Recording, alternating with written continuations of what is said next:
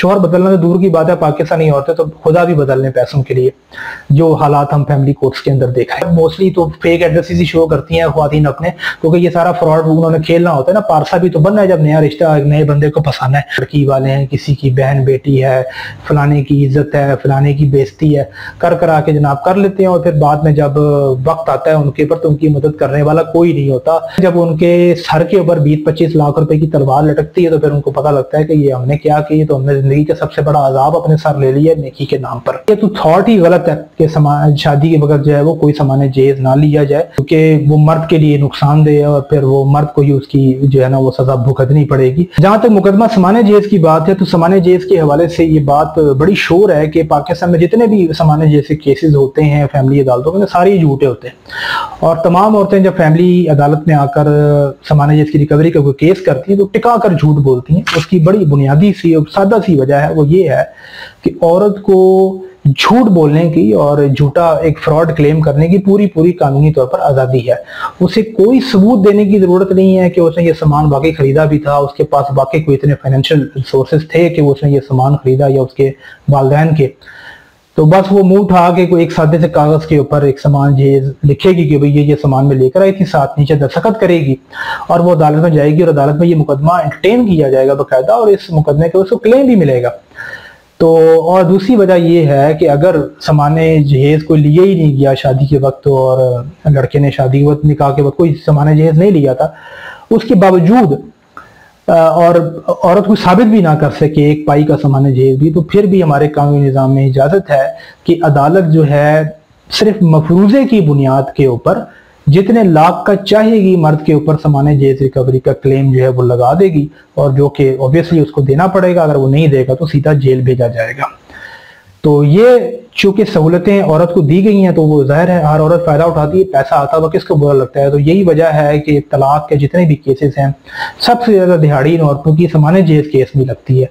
सबसे ज्यादा फ्रॉड वो इसी के अंदर करती है, क्योंकि इन्हें पता है कि हम जाएंगे कोई सबूत पेश करने की जरूरत नहीं, टिका के झूठ बोलेंगे, एक आधे दो गवाह रख लें झूठे तो बस वो काफी है। बस उन्होंने झूठ ही बोलना है जाके, कोई सबूत नहीं, कोई कुछ नहीं, ठीक है। और कुछ साबित ना भी हुआ तो कई लाख रुपए फिर भी कमाई लेंगी वो घर बैठे बासानी। तो ये वजह है जनाब, ऐसे नहीं औरतों को आग लगी हुई जो बढ़ चढ़ की जो तलाकें लेने के लिए जा रही हैं। तो ये सबसे बड़ा जो फायदा इनको बताया जाता है वो सामान्य जेस केस के लिए बताया जाता है कि भाई यहाँ से तुम्हारी इतनी दिहाड़ी लगेगी। तो औरतों का एक माइंडसेट बन गया है कि जनाब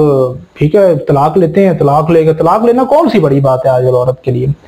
तो वो हवाओं में होती है और वो जाके सबसे जो है वो अहम काम जो है वो यही करती है कि वो सामान्य जेस का एक झूठा फ्रॉड क्लेम बना देती है। इस आस पर एक जुए की तौर पे इसको खेलती है कि जनाब यहाँ से जितना पैसा आ गया ठीक है, गनीमत है। तो ये जनाब पैसे की लालच में इस तरीके से ये सब कुछ पाकिस्तान के अंदर हो रहा है।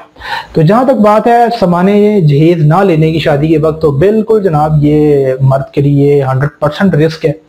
अब आप कहेंगे कि सामान्य जहेज अगर नहीं ले रहा तो वो निकाहनामे के ऊपर लिखवा ले, जनाब ये भी रिस्क है, क्योंकि अगर निकाहनामे के ऊपर उसने ये बात तहरीर करवा भी ली कि उसने कोई सामान्य जहेज नहीं लिया, तो औरत सिंपली अपने दावे में लिख देगी कि भी मैंने निकाह के वक्त नहीं दिया, लेकिन ये लोग मुझे मजबूर करते थे, मुझ पर जुल्म करते थे, मुझे ताने देते थे, तो मैंने जनाब फिर हफ्ता 10 दिन के बाद मेरे वालिदैन ने मजबूर होके ये सामान्य जहेज दिया, क्योंकि हर बाप देता है अपनी बेटी को कुछ ना कुछ। तो पहले इन्होंने मना कर दिया था, बाद में मुझे ताने तशनी किया गया तो मुझे देना पड़ा। या सिंपली वो कह देगी कि जनाब शादी के वक्त वो जहेज तैयार नहीं हुआ था, जल्दी में शादी हुई, तो वो जनाब शादी के हफ्ते बाद जब फिर वो जो ना सामान्य जहेज फिर मैं लेकर आई थी अपने मैके से। तो औरत का तो हर झूठ बिकना है, ठीक है। तो वो और बड़े आराम से इस तरह करके खेल जाएगी आपके साथ। और तो लिहाजा ये तो थॉट ही गलत है कि शादी के वक्त जो है वो कोई सामान्य जहेज ना लिया जाए, क्योंकि वो मर्द के लिए नुकसानदेह है और फिर वो मर्द को ही उसकी जो है ना वो सजा भुगतनी पड़ेगी। क्योंकि आजकल तो पाकिस्तान के अंदर ये कारोबार बना हुआ है, बीबियां जनाब ये हफ्ते 2 हफ्ते शादियां चलाती हैं और फिर जाके 20-25 लाख रुपए का सामान्य जहेज का क्लेम कर देती हैं। बाकी खर्चे के केस तो वैसे ही झूठे होते हैं पाकिस्तान में, वो भी इसी तरह ही होते हैं।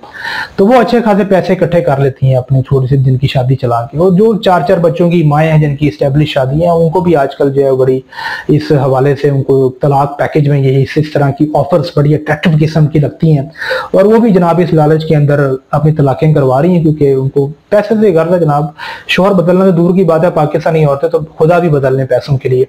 जो हालात हम फैमिली कोर्ट्स के अंदर देखा है।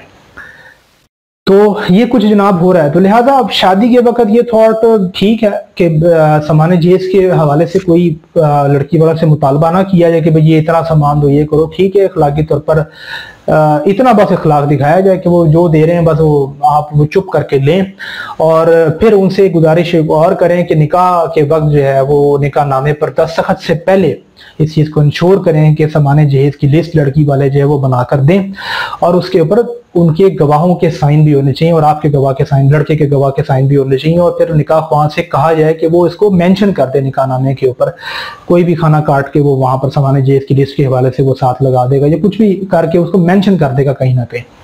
तो ये तरीका है जो बिल्कुल 100% सिक्योर है। और जहां तक पाकिस्तानी कोर्ट्स की प्रैक्टिस की बात है तो यही वजह है कि मैंने कुछ सीनियर लॉयर्स को ये काम करते हुए देखा है कि जिन केसेस के अंदर लड़कों ने सामान जहेज नहीं लिया होता और सामान जहेज का क्लेम कर दिया जाता है, तो वो उसी सामान जहेज की लिस्ट को उठाते हैं, उसमें से कोई सस्ता सस्ता सामान देखते हैं,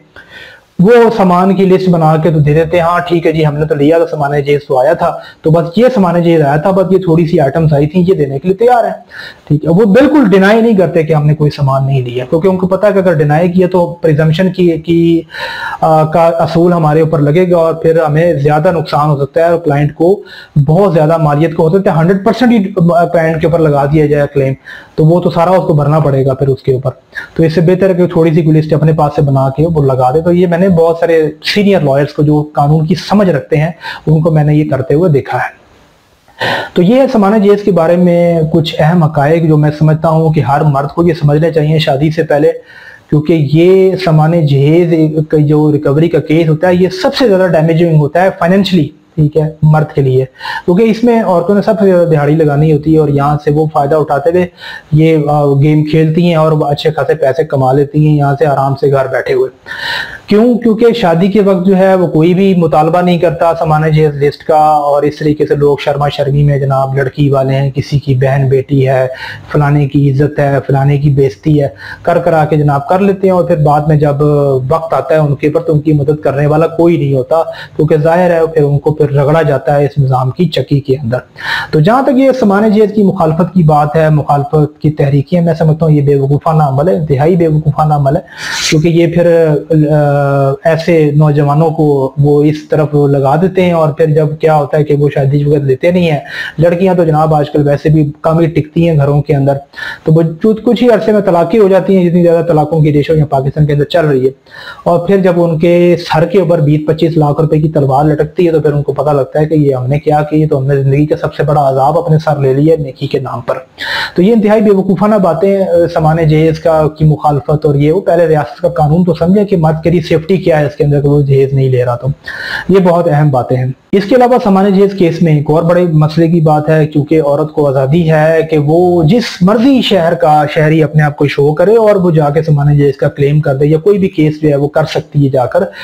केस उसी शहर की अदालत में लड़ा जाएगा। तो ख्वातीन जिस शहर की रहने वाली नहीं भी होती हैं, वैसे तो खैर मोस्टली तो फेक एड्रेसेस ही शो करती हैं ख्वातीन अपने, क्योंकि ये सारा फ्रॉड उन्होंने खेलना होता है ना, पारसा भी तो बनना है, जब नया रिश्ता नए बंदे को फंसाना है तो पारसा भी तो बनना है, तो फिर वो असल एड्रेस तो नहीं फिर शो कर सकती वही इस हवाले से कि कहीं पता ही ना चल जाए किसी को क्या मामला चले हैं पीछे, गड़े जो है ना मुर्दे ही ना उखड़ना शुरू हो जाए। तो वो इस वजह से फिर फेक एड्रेस शो करती हैं, और फिर दूसरे शहरों का एड्रेस शो करने का मकसद ये भी होता है कि मर्द को ख्वार किया जाए, क्योंकि औरत तो आजाद है, औरत जहां मर्जी जाके केस करे, इस मर्द को ही जाके उस शहर में डिफेंड करना पड़ेगा, नहीं जाएगा तो एक तरफा कार्रवाई हो जाएगी इसके खिलाफ। और दूसरा ये कि जैसे वो अपना फेक एड्रेस शो करती हैं वैसे वो मर्द का फेक एड्रेस भी शो कर सकती हैं, एक सेम शहर में रहते हुए भी शो कर सकती हैं, बाद में तो कोई पूछ नहीं है औरत की, तो वो फेक एड्रेस शो कर देती है, नोटिस घुमा फिर आके वो केस से चलता रहता है, मर्द को पता ही नहीं होता कि मेरे खिलाफ तो सामान जहेज रिकवरी का केस हुआ है, तो वो जनाब उस केस का फैसला एक तरफा करवा लेती हैं। अगर एक तरफा फैसला करवाती हैं तो इसमें और ज्यादा नुकसान होता है, क्योंकि मर्द के पास डिफेंड करने के लिए कुछ होता ही नहीं है, वो तो आता ही नहीं है केस के अंदर। जब वो केस में नहीं आता तो अदालत और खुले दिल से क्लेम लगाती है उसके ऊपर, तो वो फिर क्लेम जो है वो उसको अदा करना पड़ता है, और जब वो उसके ऊपर लाखों रुपए मालियत का बोझ जब आ जाता है, और जब उसके शहर में एग्जीक्यूशन लगती है, तो जब उसको फाइनल नोटिस आते हैं कि भाई वो पैसे जमा करो आके एग्जीक्यूशन के अंदर इजरा लग गई तुम्हारी, तो उसकी आंखें खुलती हैं कि इतना बड़ा बर्डन मेरे ऊपर आ गया, और फिर वो बेचारा किधर उधर फिरता करेगा, अपीलों में कोई नहीं सुनी जानी है उसकी, तो अपीलों में जो लोग जाते हैं उनके ऊपर मजीद जो है बढ़ा दी जाता है क्लेम्स, तो ये भी देखा जाता है हमारे अंदर। फिर सामान्य जेज केस में एक फ्रॉड और बड़ा आम है, वो ये है कि जब कोई तलाक का मामला हो गया, डेथ की होगी, तो लड़की वाले जनाब लड़के वालों से रब्ता करते हैं कि जो हमारा सामान्य जेज है वो दे दो। वो कुछ 4 बंदे लेकर आते हैं, कोई 4 बंदे इनके साथ होते हैं और वो जनाब उनकी मौजूदगी में जनाब वो सामान्य उठाते हैं, वो ले जाते हैं। कोई उनके पास कोई वो तहरीर नहीं होती, कोई सबूत नहीं होता, और बड़ी चालाकी के साथ वो कोई एग्रीमेंट रिटर्न फॉर्म में नहीं लेकर आते, वो सामान्य चुपके से ले जाते हैं और फिर क्या करते हैं, वही अपनी खबासत का इजहार जाके कुछ अरसे बात करते हैं, अदालत में जाके क्या करते हैं, डबल ट्रिपल एक सामान्य जेज का केस बनाकर फिर ठोक देते हैं। ठीक है, अब सामान तो वो ले जा चुके हैं, जो सामान उन्होंने दिया था वो तो था ही है ही नहीं है उनके पास, लेकिन वो अदालत में मुकर जाते हैं तो कि भाई हमें तो कोई सामान नहीं मिला, इन्होंने दिया ही नहीं। तो लिहाजा दो चीजें इसमें बड़ी अहम है कि एक तो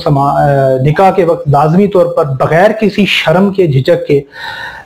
ये सामान्य जहेज की लिस्ट का जो है वो तहरीर होनी चाहिए, लड़की वालों के गवाहान के साइन होने चाहिए उसके ऊपर, और जो लड़की वाले कहते हैं कि जनाब इस पे हिचकिचाते हैं कि नहीं ऐसा नहीं वैसा नहीं शर्म ये वो फिर आप समझने बकवास कर रहे हैं और उन्होंने जो है आगे चल के फ्रॉड करना है। क्योंकि ये जितने भी फ्रॉड केसेस होते हैं लड़कियां आज पहले से सोच के आती हैं, उन्हें कितने दिन शौहर के साथ रहना है, उसको उल्लू बनाना है और फिर जाके कौन सा केस जाके कब कर देना है।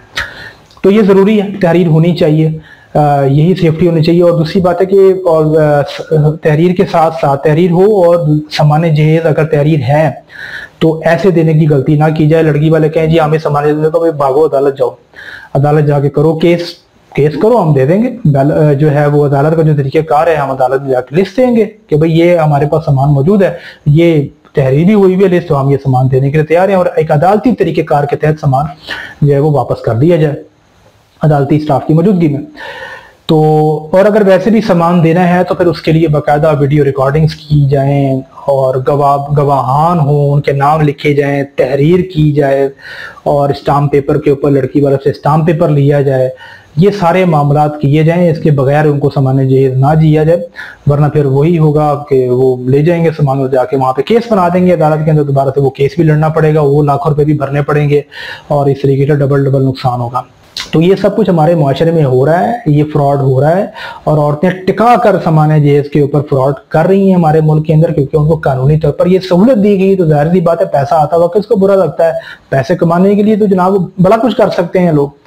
तो ये बड़ी अहम बातें हैं जिसको समझना चाहिए हर शख्स को शादी से पहले, ताकि वो इस तरह की जो है वो फ्रॉड केसेस से बच सके। इसके अलावा कोई हल नहीं है। जब केस हो गया और आपने कोई तहरीर नहीं थी, कुछ नहीं था, तो बस फिर बाद में जनाब अल्लाह ही मालिक है, अब अदालत का जितना दिल करेगा, जिस स्टेज पर जितना चाहेगी वो आपके ऊपर क्लेम लगा दी जाएगा और मर्द को वो क्लेम भरना पड़ेगा, नहीं भरेगा तो जेल जाएगा सीधा।